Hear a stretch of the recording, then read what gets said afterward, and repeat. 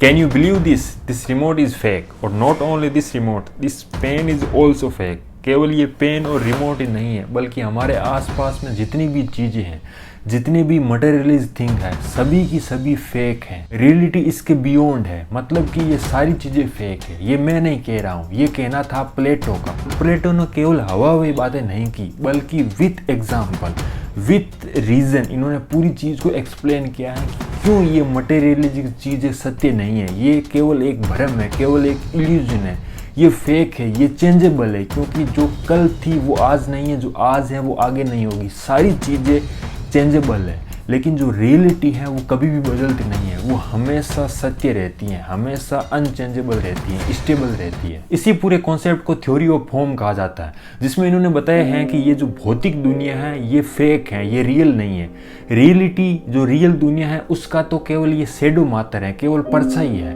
और इन्होंने कहा है कि हम ज्ञान को प्राप्त कर सकते हैं। ज्ञान को प्राप्त करने के लिए इन्होंने दो चीज़ों पर बल दिया।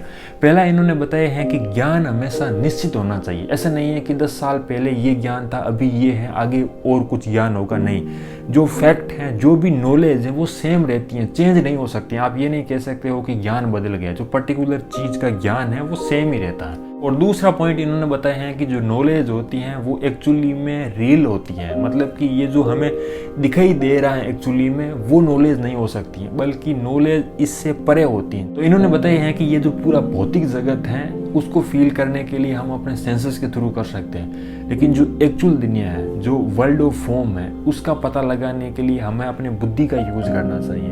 हम बुद्धि से ये पता लगा सकते हैं, अपनी रेशनलिटी से, इंटेलेक्चुअल से ये पता लगा सकते हैं कि क्या नॉलेज है।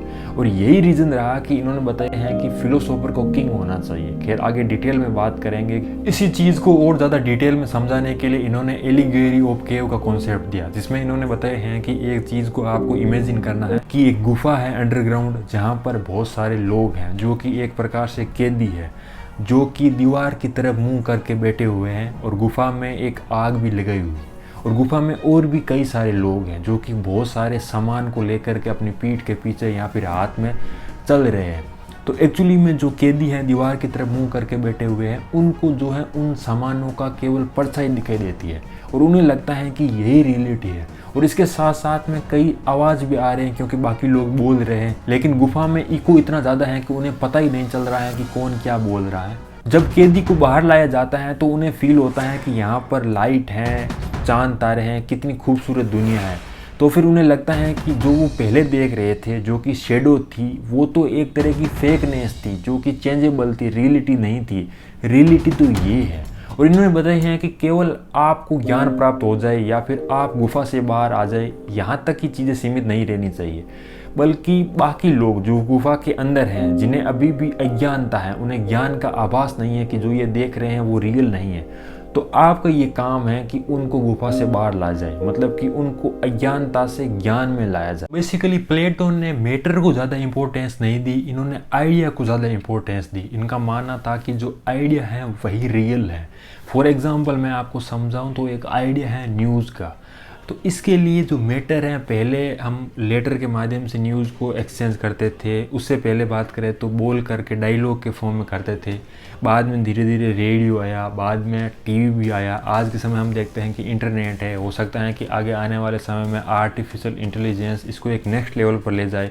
तो ये चीज़ें तो मटेरियलिस्टिक हैं, जो कि बदलती रहती हैं, आगे भी बदलेगी और पीछे भी बदलती रही है। लेकिन जो न्यूज़ का कॉन्सेप्ट है या फिर न्यूज़ का जो एक आइडिया है वो नहीं बदला है, वो सेम ही रहा है। प्लेटो की ये बातें सुन करके आपकी आंखें खुल गई होगी, लेकिन प्लेटो ने और भी बहुत सारी चीज़ों पर अलग अलग बातें कही। इन्होंने न्याय को एक अलग पर्सपेक्टिव से समझाया। इसके साथ साथ में इन्होंने एजुकेशन सिस्टम पर इतने सालों पहले ही डिटेल में लिख दिया। आज के समय हम देखते हैं कि एजुकेशन सिस्टम में कितनी प्रॉब्लम है, लेकिन उन्होंने एजुकेशन सिस्टम को 1 by 1 डिटेल में एक्सप्लेन किया।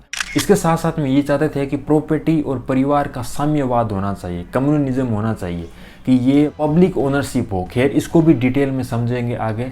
तो इनके लाइफ से शुरू करते हैं। प्लेटो का जन्म 328 BC में एथेंस में हुआ था। एथेंस उस समय ग्रीक में था, एक तरह का सिटी स्टेट था। सिटी स्टेट का मतलब आप यूँ लीजिए कि एक छोटा सा स्टेट, आज के समय हम कह सकते हैं कि डिस्ट्रिक्ट के तरह वैसे होता था। तो बेसिकली इनके जो पिताजी थे वो एथेंस के जो कार्डस वंश के अंतिम सम्राट थे, तो उसके वंश से ही बिलोंग करते थे। और इनकी जो माताजी थी वो भी एक आर्किटेक्ट फैमिली से बिलोंग करती थी। तो कहने का मतलब ये है कि चाहे इनके पिताजी का फैमिली हो या फिर इनकी माताजी की फैमिली हो, पूरी तरीके से एलीट थे। ये बेसिकली कह सकते हैं कि अमीर थे। यही रीज़न रहा कि इनको अच्छी सुख सुविधा मिली, इनको अच्छी एजुकेशन मिली। जब ये 20 साल के हो गए तो उनको सोक्रेट्स के पास में एजुकेशन के लिए भेजा गया था। सोक्रेट्स बेसिकली इनके गुरु थे। 8 साल वहाँ पर इन्होंने एजुकेशन ली। बाद में जब 399 BC में सोक्रेट्स को डेथ पेनल्टी दे दी गई। डेथ पेनल्टी क्यों दी गई ये भी अपने आप में एक डिटेल टॉपिक है, कभी सोक्रेट्स पर बात करेंगे तो डिटेल में बात करेंगे।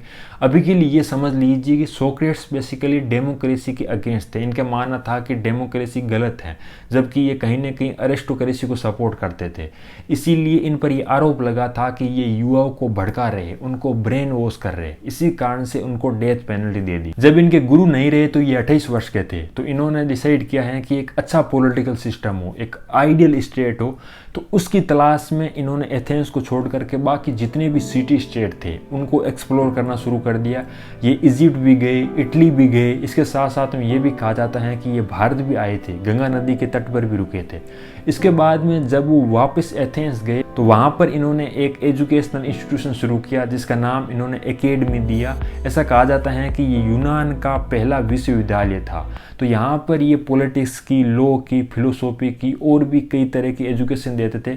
लेकिन ये मैथमेटिक्स को बहुत ज़्यादा इंपॉर्टेंस मानते थे। इनका कहना ये था कि let no man ignorant of geometry enter here, यहाँ तक इन्होंने कह दिया। इनका जो आइडियल स्टेट का कॉन्सेप्ट था या फिर इनके जो फिलोसोफर किंग का कॉन्सेप्ट था उसको इन्होंने एग्जीक्यूट करने का प्रयास भी किया था। जब ये all over the world explore कर रहे थे तो इनकी जो है मुलाकात सिराक्यूज के एक राजा थे डियोनुसियस, उनसे होती है। जब डियोनुसियस की डेथ हो जाती है तो उनके बेटे डियोनुसियस सेकंड जो है राजा बनते हैं। तो इन्होंने बेसिकली प्लेटो को इनवाइट किया और कहा है कि मेरे स्टेट में आपका जो ये कॉन्सेप्ट है उसको अप्लाई करो। लेकिन जब इन्होंने अप्लाई करना शुरू किया या फिर अपने कॉन्सेप्ट को एक्सप्लेन करना शुरू किया डिटेल में कि किस प्रकार से फिलोसोफर किंग का कर्तव्य होता है, तो फिर यहाँ पर प्लेटो को वहाँ से निकाल दिया। इतना ज़्यादा डिफ़िकल्ट है इनका कॉन्सेप्ट फिलोसोफर किंग का, बिकॉज जो राजा बनता है उसकी बहुत ज़्यादा रिस्पॉन्सिबिलिटी होती है। और जो सुख सुविधा बेसिकली हम मानते हैं कि राजा हैं, बहुत आनंद है, पैसे हैं, खूब हैं, इनका इन्होंने विरोध किया। और यही एक्चुअल रीज़न रहा कि डियोनुसियस सेकंड ने इनको वहाँ से भगा दिया। प्लेटो ने जो अपनी बातें लिखी वो डायलॉग के फॉर्म में लिखी। बेसिकली प्लेटो को कई सारे दोस्त थे जैसे पोलीमार्कस, थ्रेसिमेकस, ग्लाउकोन। तो ये उनके साथ में बैठ जाते थे और किसी भी टॉपिक की शुरुआत करते थे। जैसे न्याय की शुरुआत कर देते थे कि न्याय क्या है या फिर सुंदरता क्या है, आत्मा क्या है। फिर ये लोग उन पर अपने ओपिनियन देते थे, फिर उसके अपोज में और ओपिनियन आते थे। तो इस प्रकार से इन्होंने लिखा कि थ्रेसिमेकस ने न्याय पर क्या कहा, ग्लाउकोन ने क्या कहा। फिर ये बताते थे कि मैं न्याय पर क्या सोचता हूँ। तो इन्होंने जो भी चीज़ें लिखी वो ऐसे नहीं लिखी हैं कि मैंने ऐसा कहा या फिर प्लेटो ने ऐसा कहा। इन्होंने लिखा है कि सोक्रेट्स ने ऐसा कहा।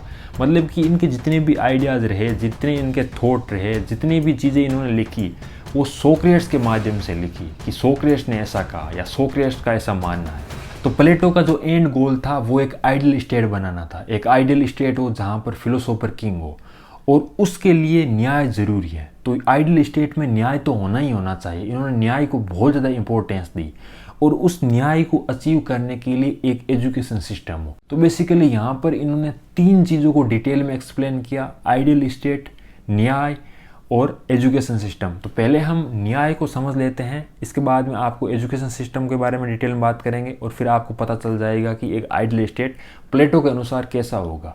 जब भी हम जस्टिस के बारे में बात करते हैं तो हमारे दिमाग में कानून आता है कि कानून का पालन करो, कानून का शासन, ये सारी चीज़ें।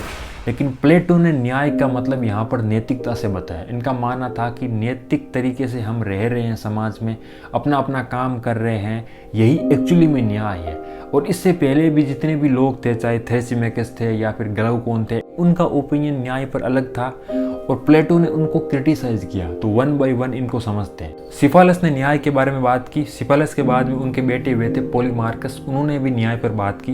तो पहले हम सिफालस को बात को ले लेते हैं कि प्लेटो ने उसको किस प्रकार से क्रिटिसाइज किया। तो सिफालस ने बताया है कि सत्य बोलना ही न्याय है और दूसरों का ऋण चुकाना ही न्याय है। प्लेटो ने कहा है कि ऐसा नहीं है, क्योंकि अगर शत्रु देश हमें पूछे कि तुम्हारे देश के अंदर क्या क्या सीक्रेट हैं, हमारे मिलिट्री के सीक्रेट्स के बारे में पूछ ले, हमारे पॉलिटिकल सिस्टम की इनसाइड चीज़ों के बारे में पूछ ले और हमने उनको सत्य बता दिया, तो ये न्याय नहीं होगा, ये तो देशद्रोह हो जाएगा। इसके साथ साथ में ऋण चुकाना भी न्याय नहीं है, क्योंकि एक्चुअली में अगर हमारे किसी दोस्त ने हमें कुछ चीज़ें दी है, फॉर एग्जांपल हमें बंदूक दी है, जब उसकी मेंटल सिचुएशन ठीक थी, लेकिन उसके बाद में जब वो पागल हो गया और वो अपनी बंदूक वापस मांग रहा है, तो हम उसे वो बंदूक वापस नहीं दे सकते हैं।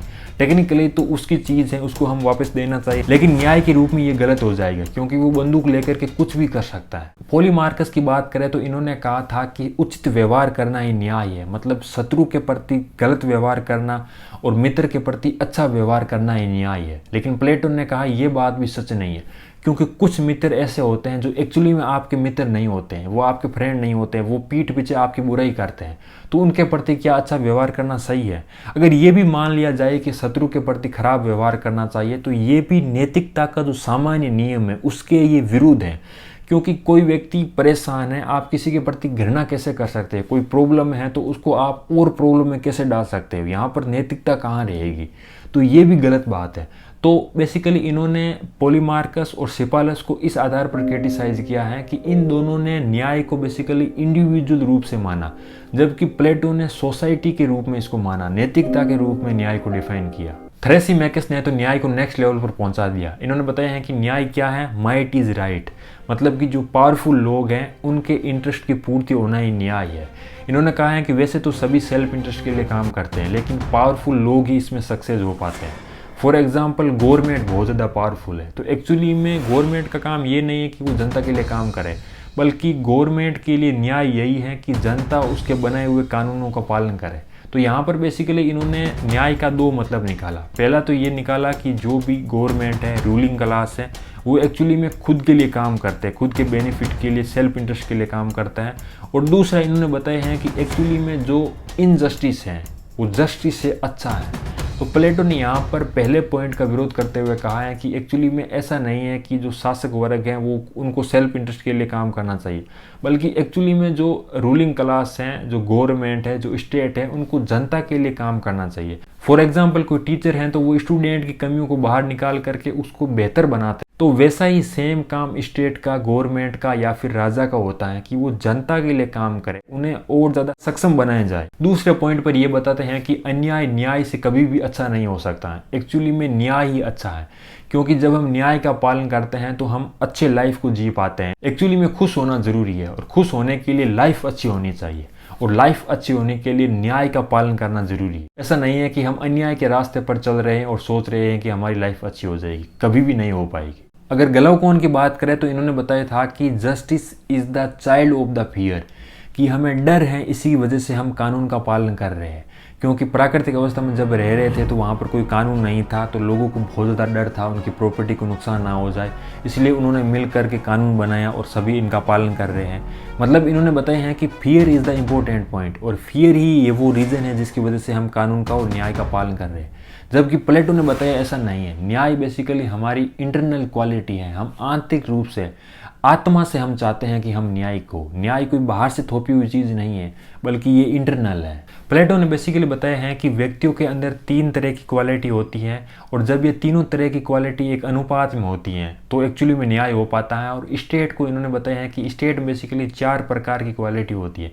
तो ये बताते हैं कि ऐसे व्यक्ति होते हैं जिनमें एपेटाइट होता है, एक्चुअली में जिनके अंदर तृष्णा होती है, तो इन व्यक्तियों में टेम्परेंस बहुत ज़्यादा होता है। तो ये लोग एक्चुअली में प्रोड्यूसर बनते हैं, या फिर यूँ कह सकते हैं कि बिजनेस करते हैं। और इसके बाद में आता है स्पिरिट, जिनके अंदर स्पिरिट होती हैं उनके अंदर एक्चुअली में क्रेज होता है, और ये व्यक्ति सोल्जर बनते हैं।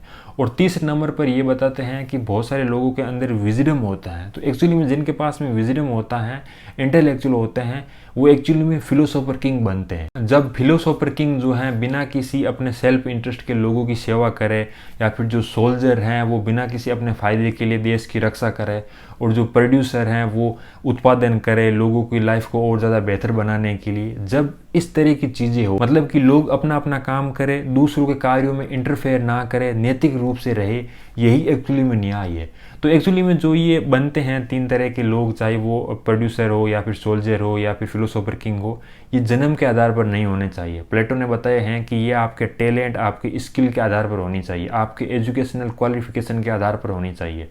और इसको एक्चुअली में एक्सप्लेन करने के लिए इन्होंने एजुकेशन सिस्टम का कॉन्सेप्ट दिया कि इस प्रकार का एजुकेशन सिस्टम होना चाहिए जहाँ पर हम इनको फिल्टर कर पाए कि ये लोग जो हैं सोल्जर होंगे, ये लोग जो हैं प्रोड्यूसर होंगे, या फिर ये लोग जो हैं फिलोसोफर किंग होंगे। तो आगे डिटेल में समझते हैं प्लेटो के एजुकेशन सिस्टम को। प्लेटो की एजुकेशन की बातें 2 जगह से ली गई थी। प्लेटो खुद का जो सिटी स्टेट था वो एथेंस था। तो एथेंस में बेसिकली कहा गया था कि एजुकेशन जो है राज्य के कंट्रोल में नहीं होगा, मतलब कि ये परिवार का काम है, ये एक प्राइवेट काम है, आप अपने तरीके से अपने हिसाब से एजुकेशन लीजिए। तो इसी कारण से प्लेटो ने माना था कि यहाँ पर जो है गलत पॉलिटिशियन जो है, भ्रष्ट पॉलिटिशियन आ जाते हैं, क्योंकि एजुकेशन अच्छा नहीं है, जहाँ पर कैरेक्टर का निर्माण अच्छे से नहीं हो पाता है, क्योंकि ये राज्य के कंट्रोल में नहीं है। पास में भी इनका एक और सिटी स्टेट था जिसका नाम था स्पार्टा। तो स्पार्टा में बेसिकली एजुकेशन राज्य के कंट्रोल में था। स्पार्टा बेसिकली आसपास के कई और सिटी स्टेट से घिरा हुआ था जहां पर आक्रमण का खतरा रहता था, इसलिए यहां पर सोल्जर को बहुत ज़्यादा मजबूत बनाया जाता था, मतलब कि यहां पर मिलिट्री एजुकेशन बहुत ज़्यादा दी जाती थी। इसके साथ साथ में स्पार्टा में महिला को भी एजुकेशन दी जाती थी। यहाँ पर बेसिकली एजुकेशन 7 साल से शुरू हो जाती थी।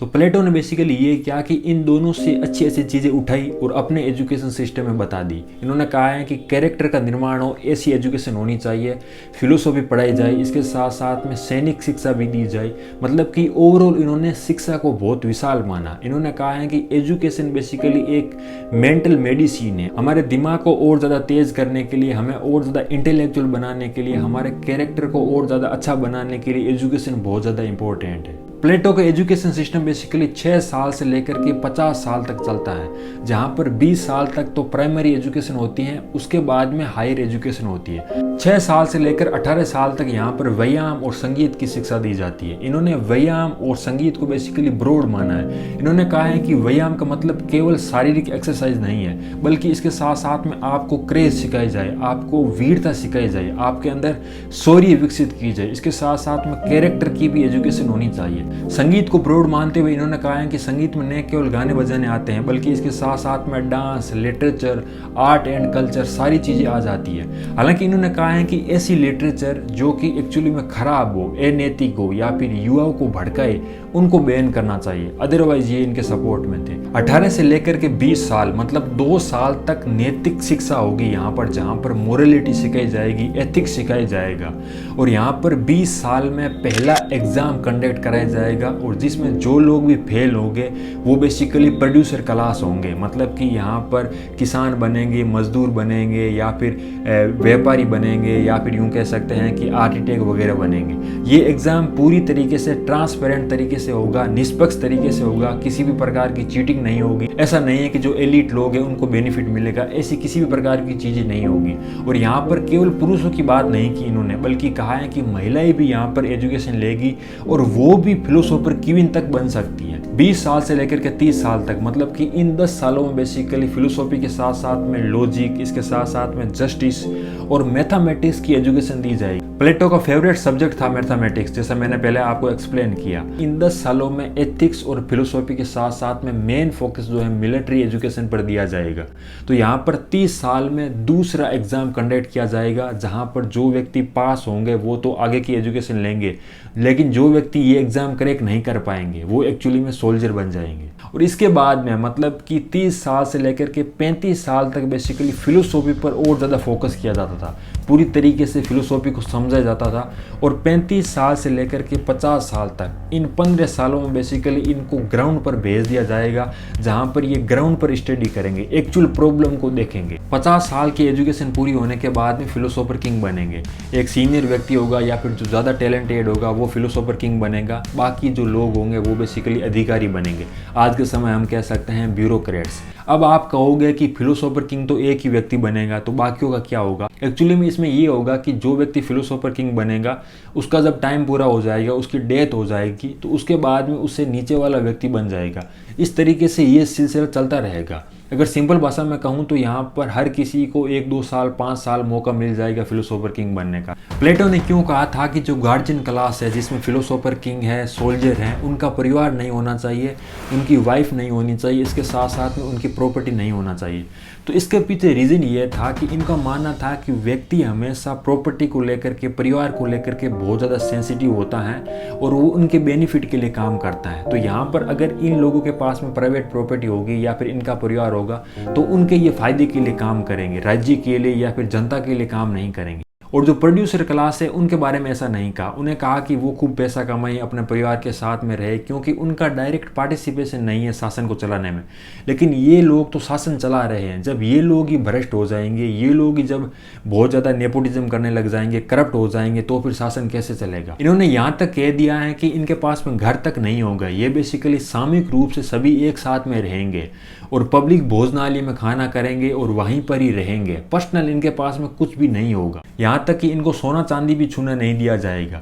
और अगर परिवार की बात करें तो इनका मानना था कि परिवार बेसिकली आपको रोक रहा है, आपकी जो कैपेसिटी है, आपके अंदर जो क्षमताएं हैं उसको रोक रहा है। फैमिली में आपका कितना आनंद होता है इसका एग्जाम्पल आप महिलाओं से ले सकते हैं। बेसिकली महिलाएं पूरी जिंदगी अपने परिवार में बिता देती हैं, वो चूल्हे चौके में रह करके उलझ जाती हैं, कुछ भी नहीं कर पाती हैं। इसीलिए ये परिवार के बहुत अगेंस्ट थे। इनका मानना था कि जो अभिभावक क्लास है जिसमें सोल्जर और ये जो फिलोसोफर किंग है या फिर क्वीन है, क्योंकि इन्होंने यहाँ पर भेदभाव नहीं किया है कि लड़के ही ये कर सकते हैं, लड़की नहीं कर सकते, ऐसा नहीं। इनका मानना था कि दोनों अभिभावक वर्ग हो सकते हैं। तो इन दोनों के पास में, चाहे वो लड़का हो या लड़की हो, इसके पास में किसी भी प्रकार का परिवार नहीं होगा, वाइफ नहीं होगी, हस्बैंड नहीं होगा। मतलब कि यहाँ पर पता नहीं चलेगा कि कौन किसकी वाइफ और हस्बैंड है और कौन किसके बेटे हैं। जैसे ही बच्चे होंगे वो एक्चुअली में स्टेट ले लेगा और इसके बाद में उनको एजुकेशन दी जाएगी, जो कि मैंने पहले आपको एक्सप्लेन किया। जब किसी को पता ही नहीं चलेगा कि कौन किसकी संतान है, तो यहाँ पर जो एक भावना होती है पारिवारिक की, उनके लिए मैं काम करूँ,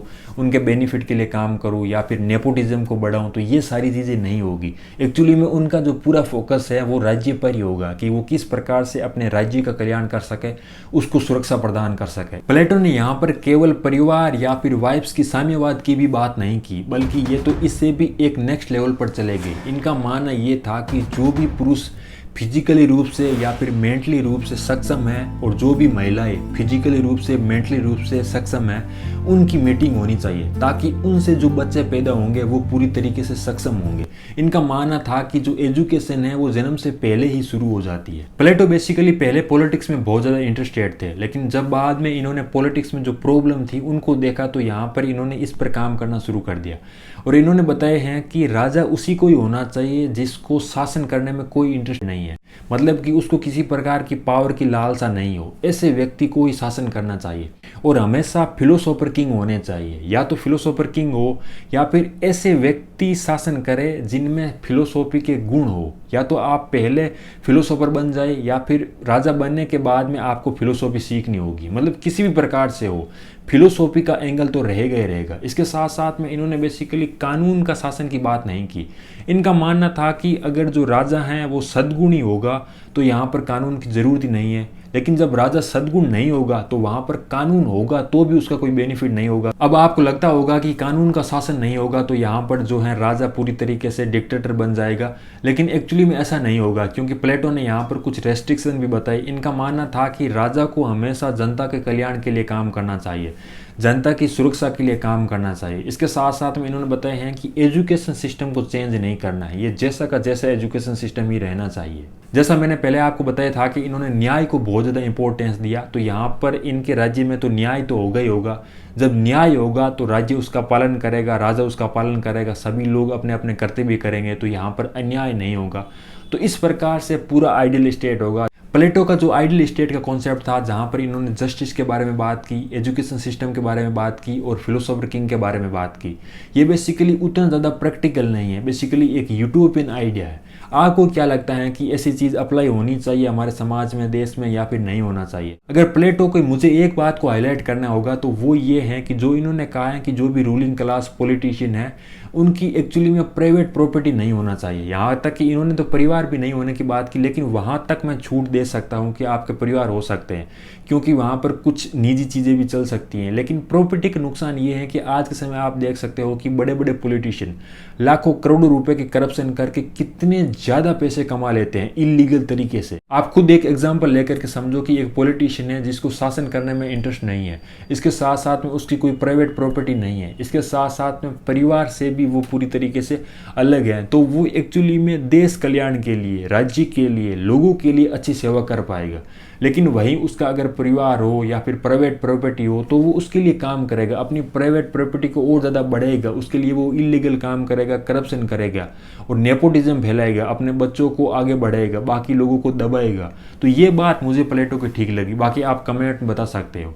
तो ये पूरा प्लेटो के आइडियाज़ और थॉट थे, जहाँ पर मैंने इनको 1 बाय 1 एक्सप्लेन किया।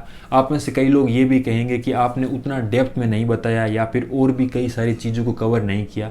तो एक्चुअली बात ये है कि जितने भी ये थिंकर हैं या फिर फिलोसोफर हैं, इनके जो मेजर आइडियाज़ हैं उनको मैं इस सीज़न में कवर कर रहा हूँ।